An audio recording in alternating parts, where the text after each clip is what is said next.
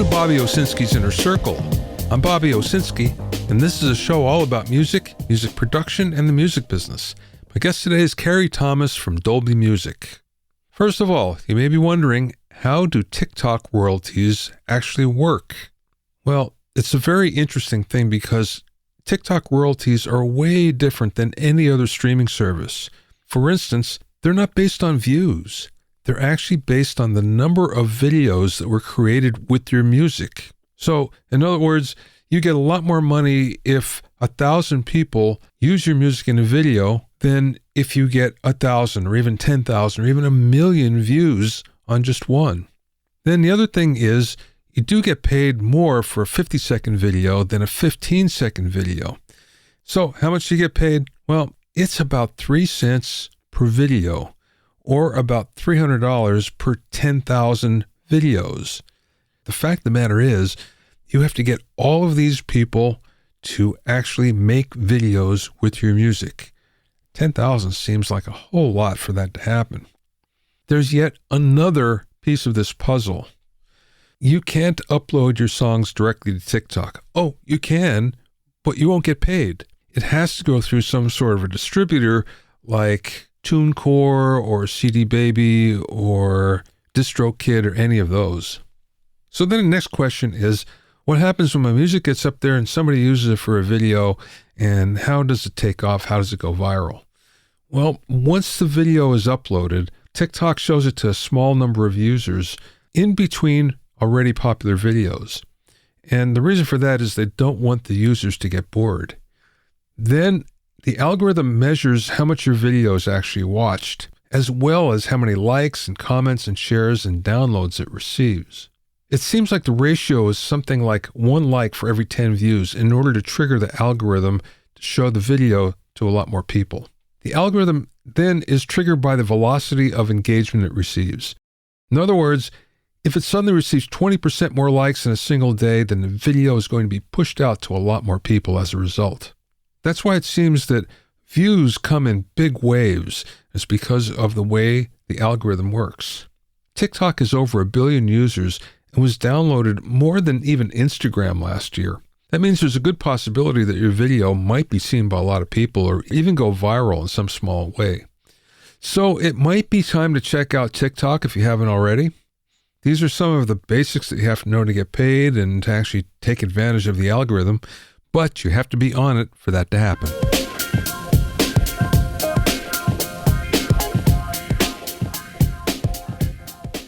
If you have any questions or comments, you can send them to questions@bobbyowsinski.com. Don't forget about my online courses on audio mixing, production, and music business success at bobbyowsinskicourses.com. Also, get an expert analysis and objective opinion of your songs and mixes as a member of my Hitmakers Club, along with what makes a song a hit and Q&A and advice sessions every month. Go to hitmakersclub.com to learn more.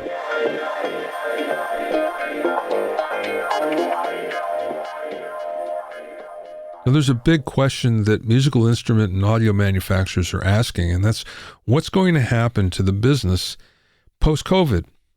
2021 was the biggest sales year ever for guitars. Almost 4 million were sold. Recording interfaces were up 40%, and keyboards probably would have set a record as well if it wasn't for chip shortages. But what happens now?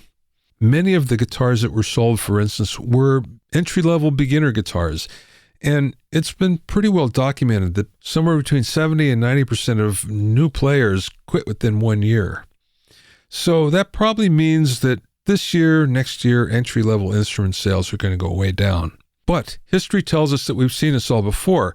During the Beatle era, post-1964, and then again in the 1990s, there were huge spikes in interest in the guitar, for instance, and turned out it was pretty short-lived.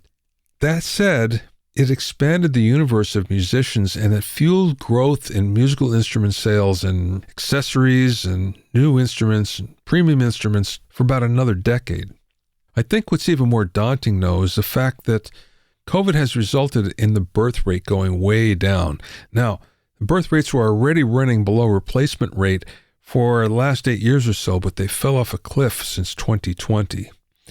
This is pretty worrisome because it means that the 12 to 30-year-old demographic is going to shrink by a lot.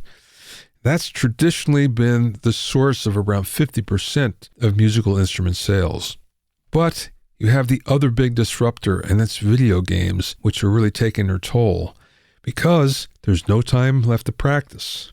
So the next couple of years should be really interesting. Like I say, musical instrument manufacturers really had great years through COVID. Let's see what happens as we go through the next couple of years. It's certainly not going to be the same.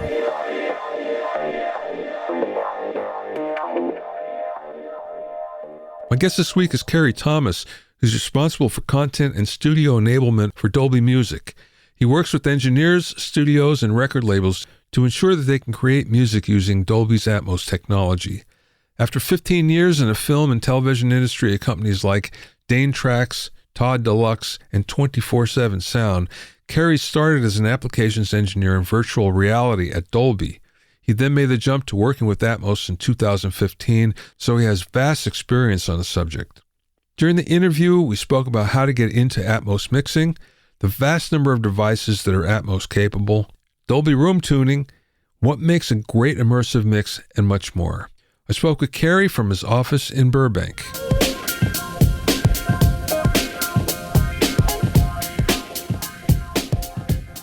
Let's start with how you got started.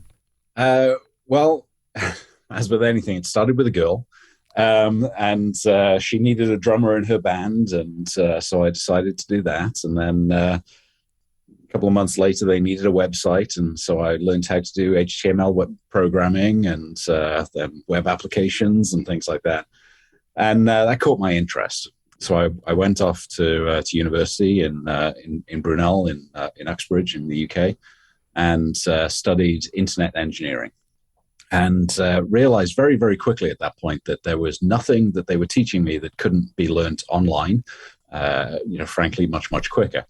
So I switched to doing a course called Creative Music Technology, and that had a third-year placement option. So for my third year, I actually joined a company called Soundelux London, and they were doing post-production for feature films. So kind of ventured away from the music side at that point. But my break in the company came when I was walking through a meeting that was happening in the lobby where the creative department from Kingdom of Heaven, Per Hallberg and Carol and Richard Fordham were having a meeting with our IT department from Asset Media.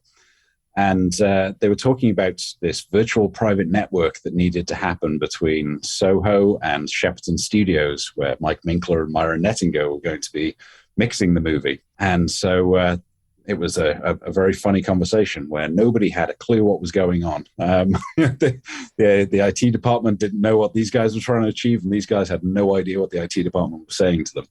So I chimed up with Richard after the meeting and went, "Hey, so I can explain that to you if you want." He went, "Really?" I was like, "Yeah, I studied internet engineering." He went, "Oh, okay, great." I became technical advisor. So in the interest of knowing the thing that people don't know, that's how I got started in the industry, was internet engineering for a sound post-production company, and it all fell from there. Did you transfer then over to Los Angeles with Todd-Soundelux? Yeah. So, long story short, Soundelux London got closed in 2010. And I came out, I'd already booked my trip in April to come out to NAB in Las Vegas. So even though the company closed, I made that trip out. And then a volcano exploded in Iceland. And we couldn't leave. So we rerouted our trip and came down to Los Angeles, where I was introduced to a bunch of studios. So I met with Scott Hecker over at Universal and various other folks, and then Dane Davis at Danetracks. Cut forward 7-8 months. I was stood in a pond in Hampshire fitting a child safety guard, and I got a call from Anne-Marie Wackel, and she said, "Hey, you want to come work in Los Angeles?" So I transitioned over to actually work with Danetracks. And it was a time when HD workflows were coming into post-production. So there was this 23.976, 48.048 thing. And we'd had a bit of an adventure with it on Green Zone. So I fixed a bunch of problems with that, and then went to work for Todd-AO as a trainee mix tech. So was working at Todd-AO as Atmos was being introduced to the community, so was given a lot of support in learning what that was, working with folks like Mike Minkler on what those workflows were going to be. And then when Todd-Soundelux closed, I went to work for Wiley Stateman's new company, 24/7 Sound. Wiley was looking at doing things a little different in post-production, more remote site workflows. So I had effects designers in Oxnard and Castaic and down in Redondo Beach, and we're all working on the same projects at this centralized, very, very small centralized facility. So developing some workflows there. Then Atmos was introduced to the conversation. I built a Dolby Atmos mix stage in one of the rooms up there. It was the world's first naturally lit Dolby Atmos mix stage. And 2 days later, Dolby called and offered me a job, and that was doing virtual reality. So that's how I got into Dolby. So when you got into virtual reality at Dolby, was that strictly about immersive audio? Yeah. So it was obviously, virtual reality back in 2015 was kind of the emerging thing. It was, the next hot thing. We're coming back into that right now, right? So we've gone through the zone of disillusionment, as John from Unity called it. But we were looking at what Dolby Atmos could add to the virtual reality experiences, and largely focused on 360 video.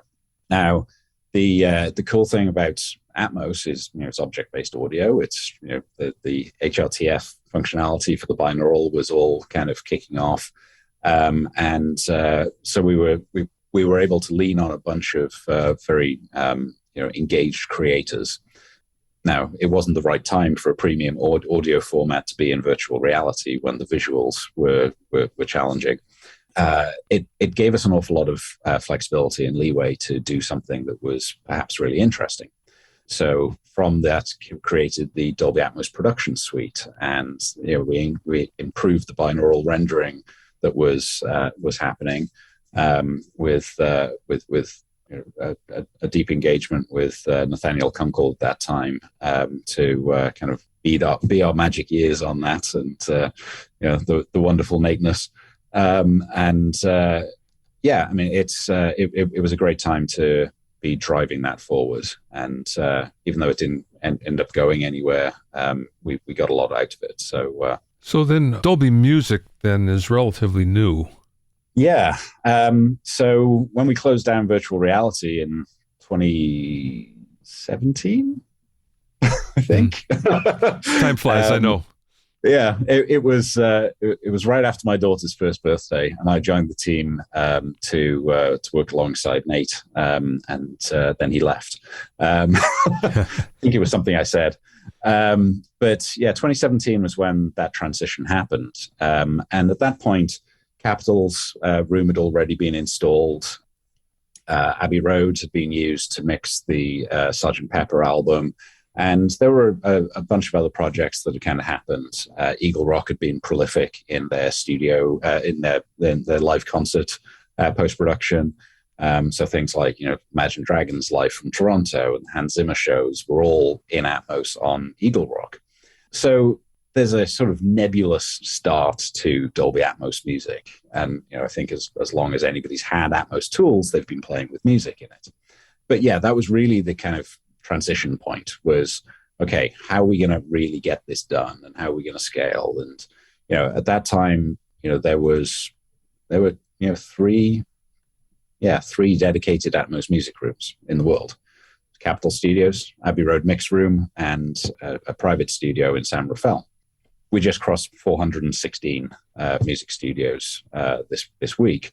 which has really been what we've been scaling out. So whether that's production suite based or mastering suite based, integrations into the workstations. As music outlets have come online, the music creators have really grabbed hold of it, and then the music manufacturers have gone, hey, we need to support our users in how this stuff gets created.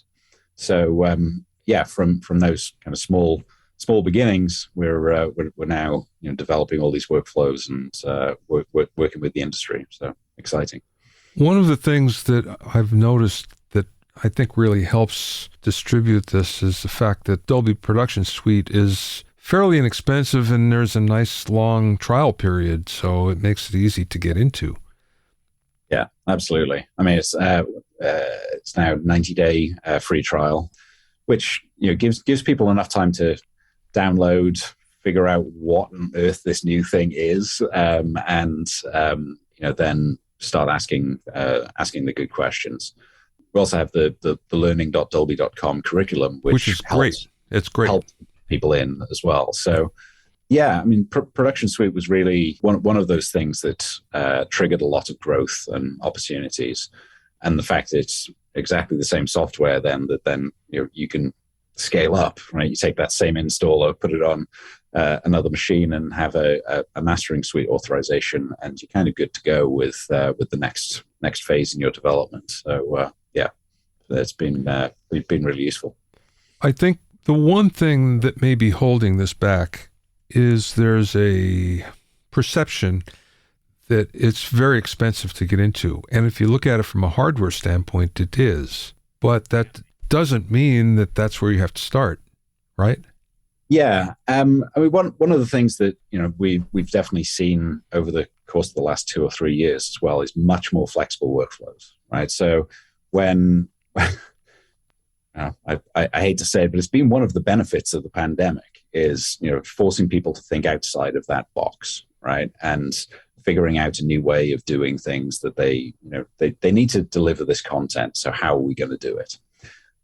So we've seen, headphone first workflows, where you're mixing on your regular studio headphones, setting those binaural modes, and then maybe going into a studio to check that it's representing on their speaker setup. Obviously, that's been challenging with lockdowns and things as well, but it's happening and happened. The other thing is the consumer playback mechanisms that are available, and we've seen great adoption of consumer devices into the home environment, right? So with Netflix, Apple TV Plus, and, all of the other services that are sending premium content to the home, people again have invested in home theater systems, and whether that's a sound bar or an upward firing speaker system, they want to see their content and experience their audio-visual content in Atmos and Dolby Vision. But that means that once you've created your mix, maybe in headphones, you get an MP4 file and you can load it onto those consumer devices and it will play decoded. So even if you're not able to get into those studio environments, it's a mechanism to check and test your content for at least some level of translation to ensure success. So it's been a challenge, but we're definitely getting there. One of the things that surprises me is I thought there would be a greater adoption of on the consumer level. I know it's there and I know it's growing, but it seems to be under the radar, so to speak. And I look at it and I think, well, a lot of it has to do with the way the CES shows have gone, during the pandemic, where there hasn't been a way to roll things out. Is that true, or is it just kind of slowly building steam? I think a large portion of it is that Atmos has been in the market for a long time, right? And back to 2014, when Blu-rays started making their way into the home environment, we saw adoption from the consumer manufacturers, and that's continued. And unfortunately, in many cases, it's continued kind of under the radar, right? So it's been that, this new soundbar comes out, and Dolby Atmos is a badge that comes on it, but it's not, like, hey, you're now in Dolby Atmos. And very similar with the mobile devices and things like that. So Android has been decoding Dolby Atmos for 4 years now. And it's kind of, again, one of those just sort of undocumented feature sets. The fact that it's available in Xbox is one of the things that if you look for it, you know it's there. But if you don't, you may not. So Dolby Atmos has been in billions of devices now. And, whether that's a cell phone or a laptop, I'm talking to you on a MacBook Pro, that's Dolby Atmos enabled. Your iPad is Dolby Atmos enabled. Your iPhone is Dolby Atmos enabled, but you don't necessarily know that it's there. So changing that mindset of consumers is one of those things that people go, oh, I can actually do this, right? Yeah. The Echo Studio was the first device that played Dolby Atmos without being attached to a screen, and that was a really cool device to be coming into market. It's often misphrased as this was the first device to play Dolby Atmos. It wasn't. It was the first device without a screen to play Atmos, and that was very much music focused. You just mentioned the Apple devices, and I have them all myself. But the interesting thing is that Apple does, even though it will deliver immersive audio, they use their own codec. They don't use the Dolby Atmos codec, and as a result, you get a different mix. They do use the Dolby Atmos codec. So what they don't do is use the Dolby Atmos virtualizer. So when you're delivering a Dolby Atmos mix, it's coming in as Dolby Digital plus JOC, right, which is the unsexy name for EC3 and next generation AC3, all of that stuff. That is a speaker-based codec. So that's taking all of your object data, all of your bed data, putting it into the Dolby Digital bitstream, and then that's what Apple are decoding in their service, or rather decoding on their devices. So if you are playing Apple Music on a home theater system, you're actually getting Dolby Atmos. You're not getting spatial audio. It's decoding on the device, which is a Dolby Atmos enabled device. The sort of spatial audio for the headphone side of it, that's Apple's virtualizer of a 714 speaker environment. So they're decoding Dolby Atmos into their virtual environment, which is 714 based. And then from there, creating their own binaural virtualized experience of that sound field. Now, it's certainly not one-to-one. It can be very, very close. And if you were to follow our kind of best practices and work with Dolby to tune your rooms and all of those sort of things, you can get really close to that in-studio experience in spatial audio. But it's definitely not without its bumps. Well, let's go there for a second. You just mentioned tuning rooms, and I sent you an email about certification the other day. Yes. And what prompted that is on my private Facebook group, someone began talking about putting an immersive room in, an Atmos room, and then the conversation went to, well, you need at least $1 million to do this. So I said, wait, it's not. And so, well, the Dolby certification and everything, and which is why I reached out to you so I could come back and say, well, yeah, but that's not the case. But there was a point in time where there was a certification, right? Yeah, absolutely. So, the Dolby certification has been a thing for a while in various different outlets, right? So predominantly it started with the theatrical side of things, right? In 5171 world in the UK, in Europe, and various other parts of the world, you were able to get a Dolby Premiere certificate for your studio, and then it became a Dolby Atmos certificate for your studio and a Dolby Atmos Premiere certificate for your studio. Here in the US, that never happened. Right, the theatrical rooms were never certified in that regard. What happened when the home entertainment platforms started taking off was that companies like Netflix, Amazon, Apple TV wanted to have rooms that they could trust to work in. So the home entertainment certification was the first certification program to roll out in the US ever. And that was a worldwide program. The goal there was to kind of provide consistency for the OTT services so that they knew that the engineer had, if they had a projector, it was an unaffected path. If they had an LED or an LCD screen in their room, that it was set up in a way that was not going to affect the sound. They had a certain number of faders and all of the things that were part of that. And it was a successful program, right? That was a paid for program. Unfortunately, by the time it rolled out, Netflix actually put in their delivery spec that Dolby Atmos certification was not needed for doing a Netflix program. It's like, thanks, guys. Yeah, right.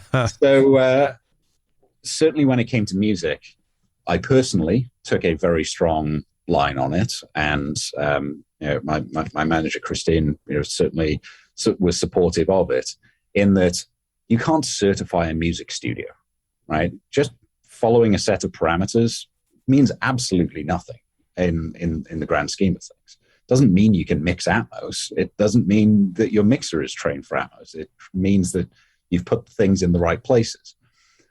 So having a certification for music makes no sense whatsoever. So we would, and I would, rather have worked with the engineers to make sure that they knew what the requirements were, what the guidelines were. Because if we do that, we can help educate and have a more in-depth conversation with you about it, right? So I've got my live room. I want to have that integrated. Well, turns out you would fail certification because you had a live room with a window, and it makes no sense. But I can enable your studio and I can onboard your studio as something that is known about, trusted, and that we've worked with you to make sure that we're in good shape.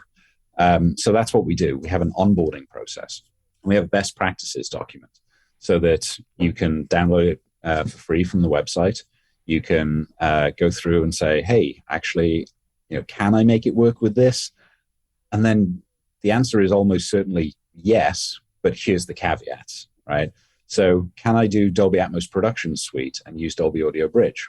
Yeah, you could be listed on our website with that, but you're going to have to be aware of these challenges in workflow. You're not going to have the ability to overdub. You're not going to have the ability to use DSP plugins. You won't be able to record, anything into that session. So as long as you're aware of that and the fact it's going to take you more time should that avenue come up, technically there's no reason why you can't. And certainly during the last couple of years, we've been more flexible on those things, and the market's adopted. So Grace Designs, when I saw Michael at NAMM 2020, we were having this conversation about the number of filters that were needed in the speaker domain. And he said, the FPGAs, limits the amount that we can do at 192K. I was like, right, but I don't care about 192K. Most I care about for Atmos right now is 96K.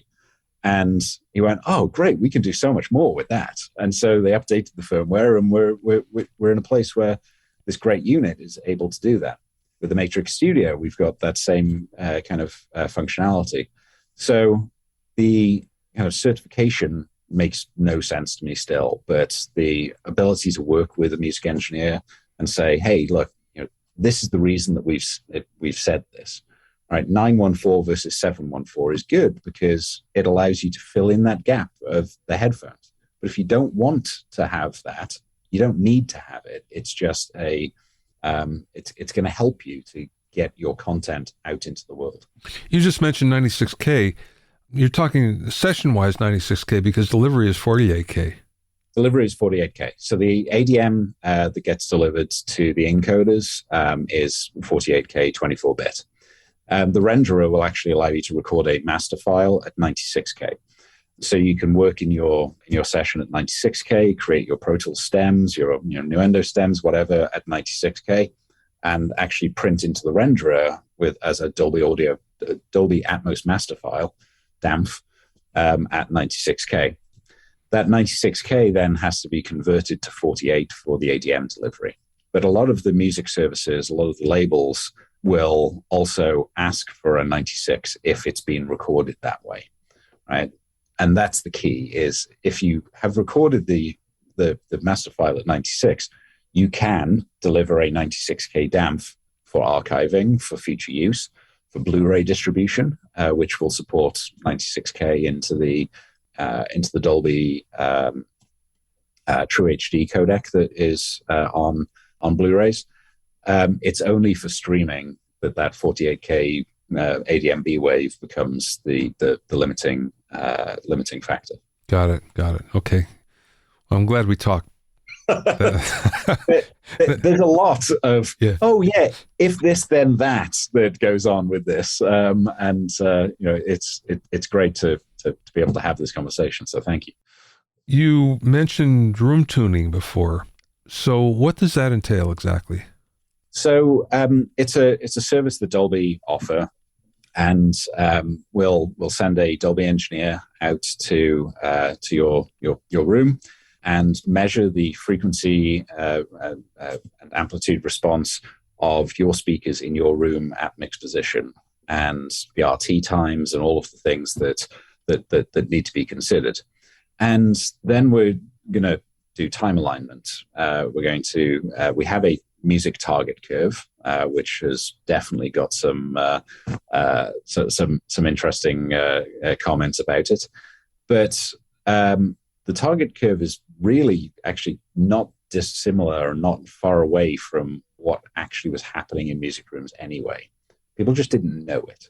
That's been really interesting to see. So we're actually going through sort of retroactive research on it. But the music curve was really discovered. It was not created, right? We didn't take the X curve and go, hey, this seems like a good idea. We're going to throw that in the room. It was actually, working with the engineers at some of the recording studios to understand what was going on in their rooms.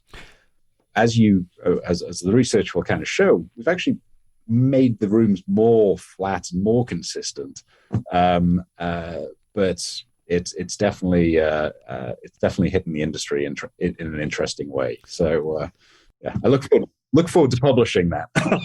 I have a story for you. When I first got to Los Angeles in 1980, I guess it was, I became friends with Steve Brandon, Coco Brandon, who was the kind of premier room tuner around town. And of course, he learned from George Augsburger, who kind of came up with the idea. And they used to do it on an old white test set with white passive third octave EQs and everything. But one of the things I remember is that he had multiple curves. And he would show me, and he said, okay, if this is an R&B room, I tune it like this. If it's a rock room, I tune it like this. If it's a pop room, I tune it like this. So it goes way back then, actually, when, he was tuning for the particular music that they were doing. Yeah. And, we definitely see that still. And, obviously the work that he did is phenomenal, right? And, George before him. And it's kind of testament to that we go, okay, what actually is happening in these rooms? And those rooms were developed, as you say, right? The rock room needed to be this, the R&B room needed to be that. Well, we're not in a world right now where we have that massive differentiation, right? Rooms do the job that they're hired for these days. And so while there are those specialized rooms, we also see that somebody may be on an indie project one day and a hip hop project the next day. So the sort of target curve, while it doesn't necessarily accommodate for all of those differentiations, gives us a good frequency response across the range, and also makes it more consistent and more like a flat, not flat room. Yeah. And I think there's a lot of confusion in the marketplace about what that flat means, right? Nobody's room is tuned flat. It's a flattened, but it's not horizontal. It's to something. And so as we kind of got into that, it was like, oh yeah, we're actually not doing things that are crazy dissimilar from the rest of the world. We're just formalizing it. Makes sense. Okay, if someone has a stereo room and they decide that they want to go Atmos, so besides the speakers and besides the extra gear that you need, what does that entail? Acoustically, do things change? Yeah, certainly there's less focus on that kind of live and dead end work. We see a lot of the sort of blanking on the name zero acoustic rooms coming to more prevalence and various things. In order for, in my personal opinion, I feel like having the same speaker all the way around, the same equidistance, the same ability to generate sound from those locations of the room, and consequently have the complementary answer to it on the other side or front back, is where immersive music rooms need to be going. It needs to be less about here's my stereo and how I'm going to fit Atmos into it. Now, that's not to say you can't fit Atmos into a stereo room. It's just there are considerations. And some of that can be done with tuning, but more often than not, it's to do with them creating, it might be a bass array to excite the room from the rear as well as from the front if there's an awful lot of bass trapping at the back, or some of those things. You're probably very familiar with the Blackbird Studio C picture, right? That was an interesting one. Frankly, I was terrified, right? John called me and went, "Hey, I'm going to do Atmos, and it's going to be in Studio C." Deep breath. Yeah. A lot of panicness, right? So came up with a plan for what that was going to be. And the team at Trans Audio were fantastic. Ben Lilly from ATC flew over from the UK back when we could fly over from the UK, and we got to spend a whole kind of week putting that room together and figuring out how that was going to work. And one of the things that's special about that room is the low end response. All of the diffusion and things that are going on in there, it's magical and troublesome all at the same time. So what that kind of highlighted is that there's really one sweet spot in that room. And unlike some of the other Atmos rooms you'll go in, it's very much like the sound comes through and passes by and then is gone, right? That's how that occurs. So you hear everything from those speakers. You really hear the speaker and the mix as it exists. So that's the brilliance of it. And then the low end, unfortunately, disappears into those corners. George built a room that controls that low frequency in such a way. So if you go and stand in that in one of the corners, there's like a 15 dB bump in the low end in those corners. But you step out from it, and it's beautiful. It's a great sound field again. So when George texted me and went, "Hey, my plans have changed. I'm coming to Nashville," my heart just went, "Oh my God!" So it was the Saturday of Summer NAMM, and in Nashville in 2019, 2018 maybe 2018. I don't know, sometime. So I was finishing up. I was about to leave Los Angeles, so doing housekeeping there before I departed and left Paulie and the team in charge. And I went off to lunch, and so I walked up to Brothers Burgers up the street and came back, and Bill Schnee was sat in the room with Rolf, and I went, "This is the first time I've ever met Bill," and I went, "Have you heard the room?" And he went, "No, I'm waiting for George." I'm like, damn it. Ooh. So now I've got tough crowd. 45 minutes to kill with Rolf and Bill before George arrives from Montreal. And the first question George asks when he comes in is, have you hit the room, to Bill? He goes, "No, I was waiting for you." So I get the room set up as we always do, and reference level, Rocket Man's loaded, right? This is the Dolby Atmos music experience. And George went, "How do I hit play?" And just hit the space bar, right? So you hit the space bar, first chord kicks in, he immediately slaps it on again.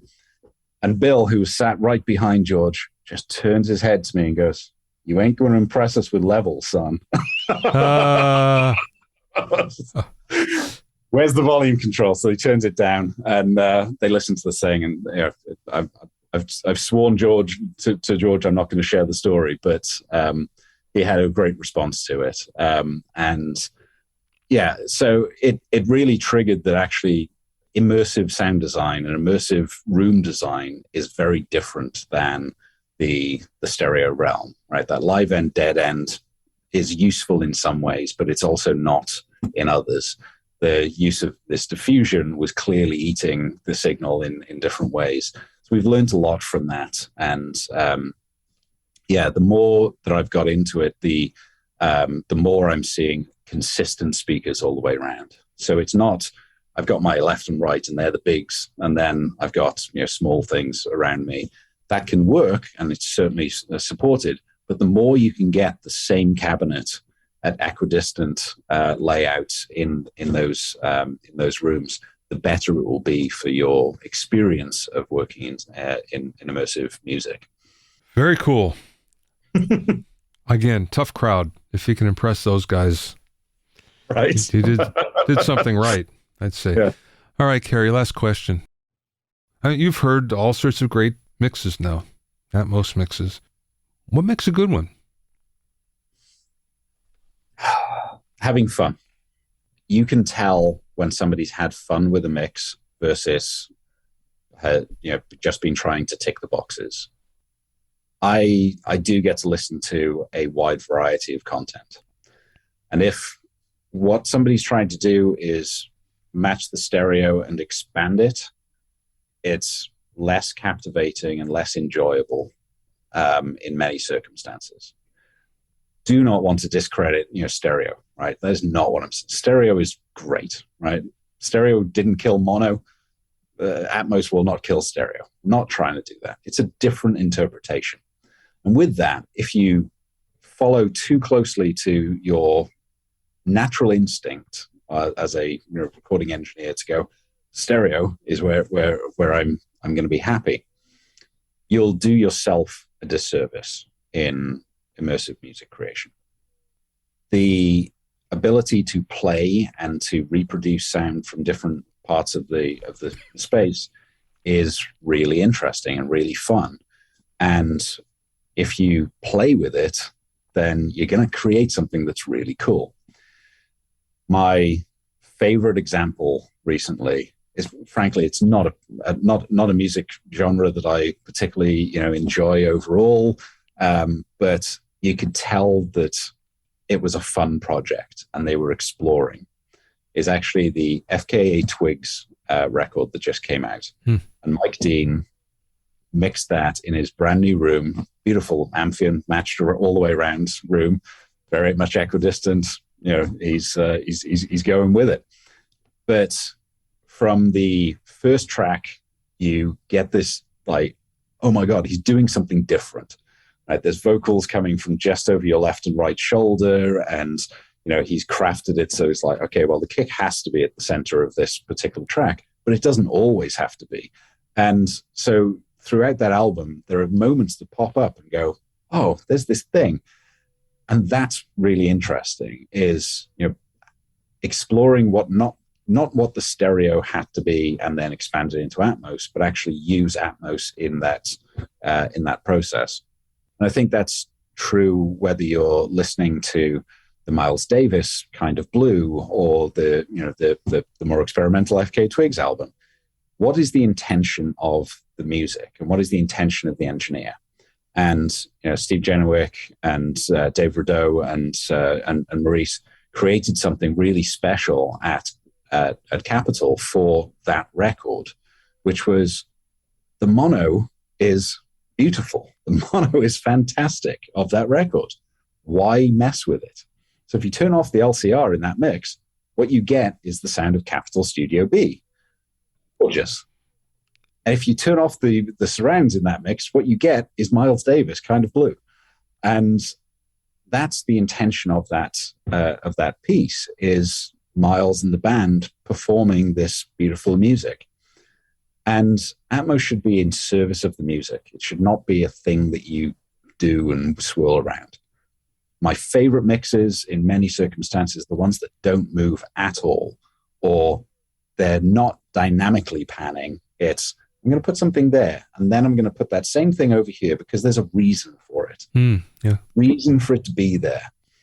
I listen to far more country than I care to admit, but the Nashville community has embraced Atmos in a really interesting way. And I feel like it's because they were also used to putting people together in a room and actually miking it and playing it and capturing the song in that space. And so the intimacy that's being enabled, the functional use of Atmos to tell a musical story makes that a captivating mix. All of the other stuff that goes along with it is just is beautiful as well. But that's, to me, what jumps out is when somebody has captured the intention of the song, not the stereo, the song, and put it into Atmos is when I think it's really successful. You can find out more about Dolby Production Suite at dolby.com/music/create. That's dolby.com/music/create.